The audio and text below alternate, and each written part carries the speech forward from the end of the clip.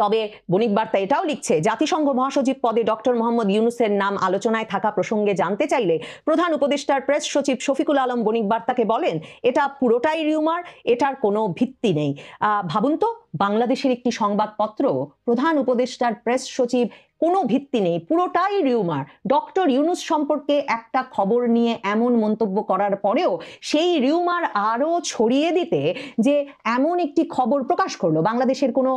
নাম না জানা পত্রিকা নয়, শীর্ষস্থানীয় সরকার ঘনিষ্ঠ একটি পত্রিকা, সেটা থেকেও আমার মনে হয় এ বার্তা পরিষ্কার যে বণিক বার্তার কাছে শক্ত খবর আছে যে ডক্টর মোহাম্মদ ইউনূস জোর তদবির চালাচ্ছেন মহাসচিব পদে তার প্রার্থিতার বিষয়টা নিয়ে টুকরো টুকরো কানাঘুষো আগেও শুনেছিলাম বটে, কিন্তু সরকারের অত্যন্ত ঘনিষ্ঠ এবং 2024-এর জুলাই আগস্ট আন্দোলন থেকেই রাজনৈতিক বিষয়ে প্রতিবেদন দিতে অত্যন্ত সক্রিয় হয়ে ওঠা বাংলাদেশের বাণিজ্য বিষয়ক পত্রিকা, অর্থনীতি বিষয়ক পত্রিকা বণিক বার্তা যখন খবর দিয়ে দিয়েছে যে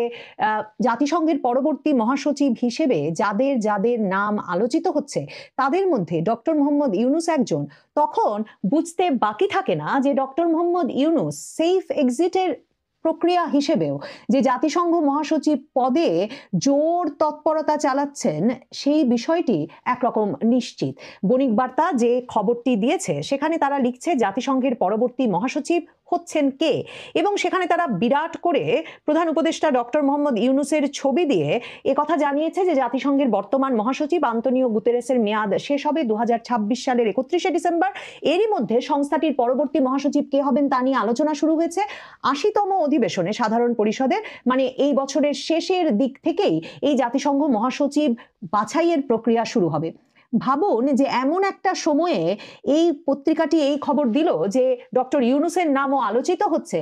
এমন একটা সময়ে এই খবর দিল যখন ডক্টর ইউনূসের ঘনিষ্ঠ জাতীয় নাগরিক পার্টির, মানে যাদেরকে তিনি নিয়োগকর্তা বলে অভিহিত করতেন, জাতীয় নাগরিক পার্টির আহ্বায়ক নাহিদ ইসলাম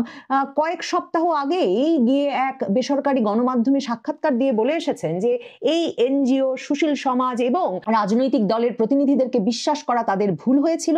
এবং উপদেষ্টা পরিষদের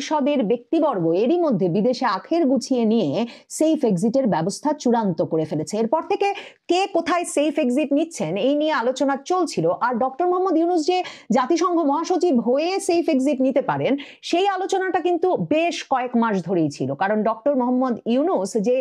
এই মেয়াদ শেষ হলে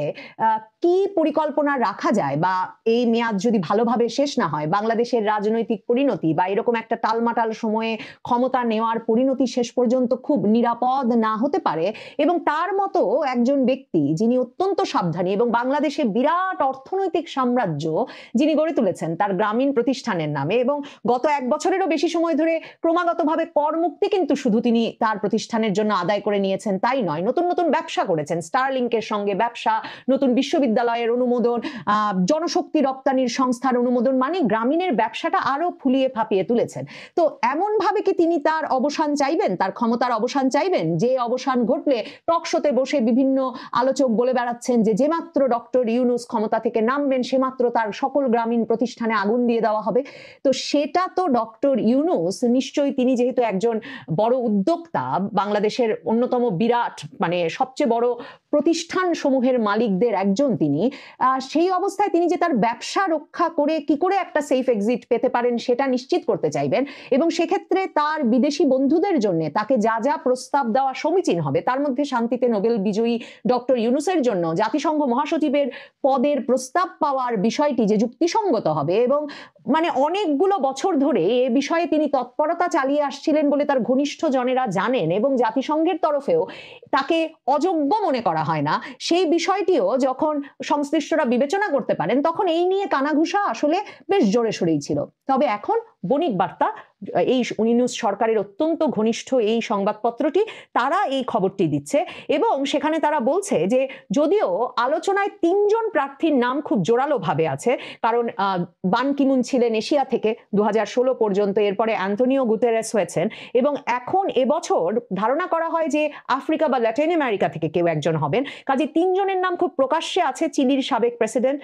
জাতিসংঘের সাবেক মানবাধিকার বিষয়ক হাই কমিশনার, আর্জেন্টিনার একজন আন্তর্জাতিক পরমাণু শক্তি সংস্থার মহাপরিচালক, আর কোস্টারিকার সাবেক ভাইস প্রেসিডেন্ট এবং বর্তমানে জাতিসংঘ বাণিজ্য উন্নয়ন সংস্থার মহাসচিব। এই 3 জনের নাম খুব জোরে সোরে আছে।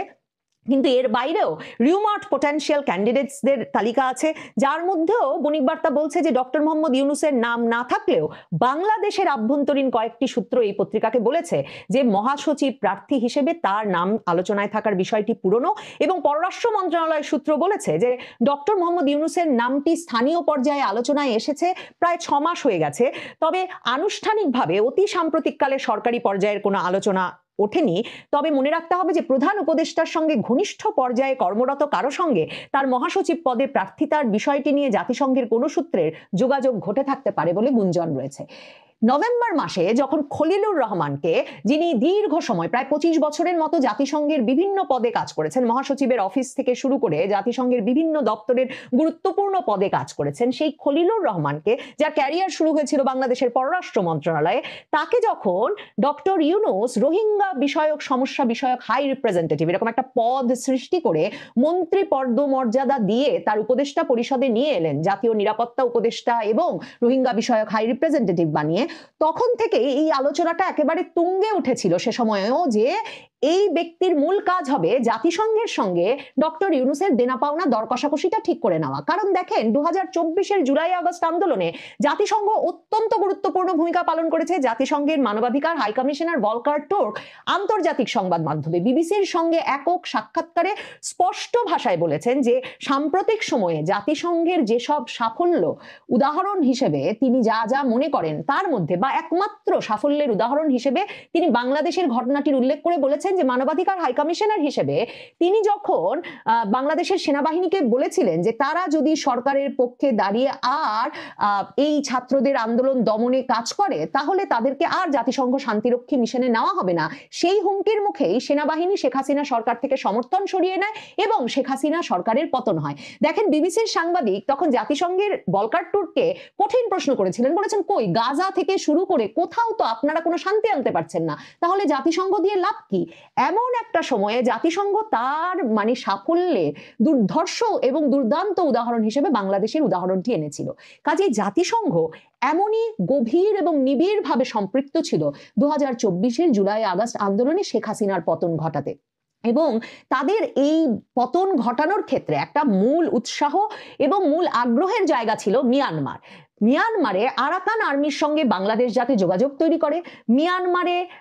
আরাকান আর্মির সঙ্গে বাংলাদেশের যোগাযোগ না করার ক্ষেত্রে ধরেন আমাদের এখনকার যিনি বর্তমান পররাষ্ট্র উপদেষ্টা তিনিও মনে করছিলেন যে আরাকান আর্মির সঙ্গে বাংলাদেশ যোগাযোগ স্থাপন করতে পারে না, কারণ আরাকান আর্মি একটা নন স্টেট অ্যাক্টর, বাংলাদেশের যোগাযোগ মিয়ানমার রাষ্ট্রের সঙ্গে, আর আরাকান আর্মি লড়াই করছে সরাসরি মিয়ানমারের জান্তা সরকারের বিরুদ্ধে সশস্ত্র সংগ্রাম, এবং মিয়ানমারের সরকারের কাছ থেকে এক একটা অঞ্চলের যেমন রাখাইন রাজ্যের নিয়ন্ত্রণ নিয়ে নিয়েছে, এমন একটা সংগঠনের সঙ্গে আসলে বাংলাদেশ সরকার আনুষ্ঠানিকভাবে যোগাযোগ করতে পারে না। কিন্তু জাতিসংঘের বরাবরের চাওয়া ছিল যে বাংলাদেশ আরাকান আর্মির সঙ্গে যোগাযোগ স্থাপন করবে, কারণ জাতিসংঘ মূলত মার্কিন স্বার্থ রক্ষায় কাজ করে। আর 2023 সালে বাইডেনের আমলে যখন বার্মা একটা পাশ হয়ে গেল, তারপর থেকে মার্কিন যুক্তরাষ্ট্র আরাকান আর্মির পক্ষে সশস্ত্র লড়াইয়ে অংশ নিয়ে বা তাদেরকে সকল রকম রসদ জুগিয়ে মিয়ানমারে চীনপন্থী জান্তা সরকারের পতন ঘটাতে চায়। এই স্বার্থ রক্ষায় রোহিঙ্গা সংক্রান্ত সমস্যা বিষয়ক হাই রিপ্রেজেন্টেটিভকে বসিয়ে ডক্টর ইউনূস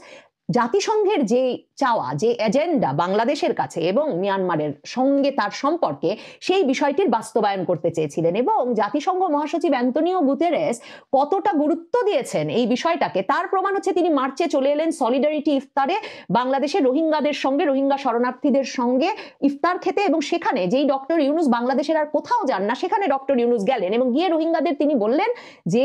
আগামী ঈদ আপনারা রাখাইনে গিয়ে করবেন, কারণ জাতিসংঘ ভেবেছিল আরাকান আর্মির সঙ্গে বাংলাদেশ একদিকে আলাপ শুরু করবে এবং যে মানবিক করিডর দেওয়ার কথা জাতিসংঘ মহাসচিব সেবার মার্চে এসে পরিষ্কার বলে গেলেন যে এক আরাকান আর্মির সঙ্গে যোগাযোগ করতে হবে, দুই মানবিক করিডর দিতে হবে। এই দুটোর মাধ্যমে মানবিক করিডরে একদিকে রসদ মানে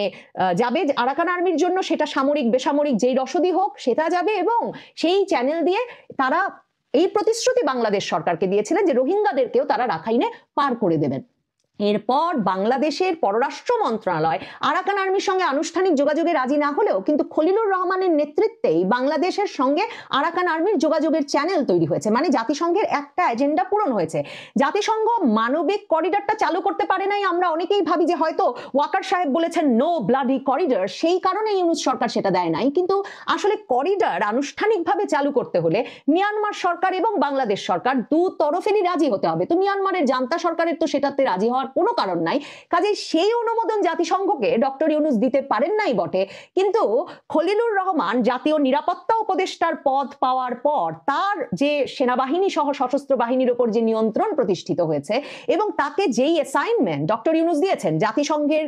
চাহিদা অনুযায়ী এইখানে কাজ করে জাতিসংঘের সঙ্গে সম্পর্কটাকে এমন উন্নত করা যে ডক্টর ইউনূসের যাতে মহাসচিব পদটা নিশ্চিত হয়, তার সূত্র হিসেবে দেখেন পার্বত্য চট্টগ্রাম এলাকা, বঙ্গোপসাগর এলাকা, কক্সবাজার এলাকায় জাতিসংঘের যে চাওয়া, মানে আরাকান আর্মির রসদ সরবরাহের চ্যানেল হয়তো হয় নাই, কিন্তু মার্কিন যুক্তরাষ্ট্রের চলাফেরা আসা যাওয়া অবাধ হয়েছে। তা কিন্তু নানা সূত্রে একেবারে প্যারাট্রুপার বাহিনীর একজনের ওয়েস্টিনে মৃতদেহ পাওয়া যাওয়া থেকে শুরু করে চট্টগ্রামের র্যাডিসনে শতাধিক মার্কিন সৈন্যের চেক ইন করা থেকে শুরু করে একের পর এক মহড়ায় তার প্রমাণ খুব সহজেই মিলেছে। এর ফলে এবং আরাকান আর্মির শত শত পোশাক তৈরি হচ্ছে চট্টগ্রামের কোনো একটি শহরে, কাজেই এই যে অবাধ চলাচলটা নিশ্চিত করা গেছে জাতিসংঘের কাছ থেকে, জাতিসংঘের ইউনূসের কাছ থেকে, ডক্টর ইউনূস সরকারের কাছ থেকে এটাই চাওয়া ছিল। কাজেই জাতিসংঘের এজেন্ডা মাফিক ডক্টর ইউনূস শুধুমাত্র যে জুলাই আগস্টের আন্দোলনের পর এসে দেশের ক্ষমতাটা নিয়ে সেই দায়িত্ব শুধু পালন করেছেন তাই নয়, তারপর জাতিসংঘ যা যা চাইছিল সেটাও কিন্তু তিনি একরকমের সরবরাহ করে যাচ্ছেন। কাজেই জাতিসংঘের কাছ থেকে, মানে ডক্টর ইউনূসের মতো ব্যক্তি যিনি আন্তর্জাতিক পর্যায়ে দীর্ঘ সময় ধরে দর কষাকষি করছেন, নিজের ব্র্যান্ড বিল্ড করেছেন, নিজের ব্র্যান্ড বিল্ড করে কোথা থেকে কি পেতে হবে, মানে ধরুন হিলারি ক্লিন্টনের ক্লিন্টন ফাউন্ডেশনের সঙ্গে গ্রামীণ ট্রাস্টের টাকা ভাগাভাগি করে উন্নয়ন কার্য পরিচালনা করেছেন, ক্লিন্টন ফাউন্ডেশনে মোটা অঙ্কের ডোনেশন দিয়েছেন, আর তার বিনিময়ে হিলারি ক্লিন্টনকে দিয়ে বাংলাদেশ সরকারের উপর চাপ সৃষ্টি করেছেন যাতে তিনি দীর্ঘ সময় বাংলাদেশে গ্রামীণ ব্যাংকের প্রধান হিসেবে থাকতে পারেন সরকারি নীতি লঙ্ঘন করে। কাজে ডক্টর ইউনূস এক জায়গায় দিয়ে আরেক জায়গা থেকে কি তুলে আনতে হবে সেই বিষয়টি সবসময় যে হিসেবে রেখে তার পরবর্তী পদক্ষেপ ঠিক করেন সেটা একরকমের নিশ্চিত। এবং জাতিসংঘের জন্যও খুব গুরুত্বপূর্ণ ছিল 2024-এর জুলাই আগস্ট আন্দোলনের পর আমেরিকা এবং জাতিসংঘ আন্তর্জাতিক পক্ষগুলোর জন্য অত্যন্ত জরুরি ছিল যে একজন বেসামরিক সর্বজন গ্রহণযোগ্য ব্যক্তি এসে যাতে ক্ষমতা গ্রহণ করেন। মানে তাদের 1-11 সময়কার অভিজ্ঞতা কিন্তু ভালো হয় নাই সেনা সমর্থিত তত্ত্বাবধায়ক সরকার হওয়ার ফলে, এবং সেটা নিয়েও তারা খুব পরিষ্কারভাবে উইলিয়াম বি মাইলাম সহ বিভিন্ন মার্কিন কূটনীতিক কিন্তু বাংলাদেশে এসে প্রকাশ্যেই বলেছেন। কাজেই একদিকে ইউনূস যেমন তাদেরকে ব্যাপক সার্ভিস দিয়েছেন, এখন ইউনূস সেই সার্ভিসের রেজাল্ট বা ফল নিতে চাইছেন এবং এটাকেই তিনি সেফ এক্সিটের এবং তার বাংলাদেশে থাকা সকল ব্যবসা যে এক রকমের নিরাপদ থাকবে, নিশ্চিত থাকবে, তার ব্যাপক সাম্রাজ্য আগামীতেও শুধু বাড়বে, কিন্তু অন্য কোন রাজনৈতিক দল ক্ষমতায় এসে তাকে বেকায়দায় ফেলে এই অর্থনৈতিক সাম্রাজ্যে আঘাত করতে পারবে না, সেটা নিশ্চিত করা ডক্টর ইউনূসের জন্য অত্যন্ত জরুরি। ডক্টর ইউনূসের জন্য শুধুমাত্র পরিবার পরিজন নিয়ে আরেকটা দেশে চলে যাওয়াই যথেষ্ট হবে না। কাজেই ডক্টর ইউনূস শুরু থেকেই জানেন জাতিসংঘ মহাসচিব পদটাই তাকে সেক্ষেত্রে সবচেয়ে বড় নিরাপত্তা আর গ্যারান্টি দিতে পারে। খলিলুর রহমান এই বিষয়ে কাজ করছেন। বণিক বার্তার সংবাদ থেকে পররাষ্ট্র মন্ত্রণালয় সূত্রে তারা যে বলছে যে একজন ঘনিষ্ঠ কর্মকর্তা কাজ করছেন মহাসচিব পদে প্রার্থিতার বিষয়টি নিয়ে, তা থেকে এটা এক রকমের পরিষ্কার। তবে বণিক বার্তা এটাও লিখছে জাতিসংঘ মহাসচিব পদে ডক্টর মোহাম্মদ ইউনূসের নাম আলোচনায় থাকা প্রসঙ্গে জানতে চাইলে প্রধান উপদেষ্টার প্রেস সচিব শফিকুল আলম বণিক বার্তাকে বলেন এটা পুরোটাই রিউমার, এটার কোনো ভিত্তি নেই। ভাবুন তো, বাংলাদেশের একটি সংবাদপত্র প্রধান উপদেষ্টার প্রেস সচিব কোনো ভিত্তি নেই, পুরোটাই রিউমার, ডক্টর ইউনূস সম্পর্কে একটা খবর নিয়ে এমন মন্তব্য করার পরেও সেই রিউমার আরো ছড়িয়ে দিতে যে এমন একটি খবর প্রকাশ করলো বাংলাদেশের কোনো নাম না জানা পত্রিকা নয়, শীর্ষস্থানীয় সরকার ঘনিষ্ঠ একটি পত্রিকা, সেটা থেকেও আমার মনে হয় এ বার্তা পরিষ্কার যে বণিক বার্তার কাছে শক্ত খবর আছে যে ডক্টর মোহাম্মদ ইউনূস জোর তদবির চালাচ্ছেন মহাসচিব পদে তার প্রার্থিতার বিষয়ে। তবে ডক্টর মোহাম্মদ ইউনূসের সামনে বাধা আছে কয়েকটি। একটির কথা উল্লেখ করলাম যে বান কি মুন ছিলেন এশিয়া থেকে, এরপর ইউরোপ থেকে হয়েছেন গুতেরেস, কাজেই এবার হওয়ার কথা আফ্রিকা অথবা ল্যাটিন আমেরিকার দেশের। তবে জাতিসংঘ কোনো বিশেষ বিবেচনায় কিংবা জাতিসংঘ পরিচালনা করে যে দেশটি, মার্কিন যুক্তরাষ্ট্রের কোনো বিশেষ বিবেচনায় নিশ্চিতভাবে এই কোন মহাদেশ থেকে পরবর্তী মহাসচিব হবেন সেই বিষয়টি নিশ্চয়ই বদলে যেতে পারে। তবে ডক্টর মোহাম্মদ ইউনূসের দিক থেকে আতঙ্ক বা অস্বস্তি বাড়ছে এ কারণেও যে বিভিন্ন আন্তর্জাতিক সংগঠনগুলো যে তার সরকারের আমলে ব্যাপক মানবাধিকার লঙ্ঘনের ঘটনাগুলো নিয়ে আলোচনা শুরু করেছে, রীতিমতো আনুষ্ঠানিক বিবৃতি দিচ্ছে, এবং হিউম্যান রাইটস ওয়াচের মতো প্রতিষ্ঠানগুলো জাতিসংঘ মানবাধিকার কমিশনকে এদিকে দৃষ্টি দিতে বলছে, সরাসরি তাদের নাম উল্লেখ করে যে কিভাবে ইউনূস সরকারের সময় এত ভয়াবহ মানবাধিকার লঙ্ঘনের ঘটনা, রাজনৈতিক মত দমনের ঘটনা ঘটতে পারছে। আওয়ামী আশা করি বিষয়টি বুঝতে পেরেছেন। এ নিয়ে আপনার গুরুত্বপূর্ণ মন্তব্যটি অবশ্যই কমেন্ট বক্সে জানিয়ে দিবেন। ধন্যবাদ।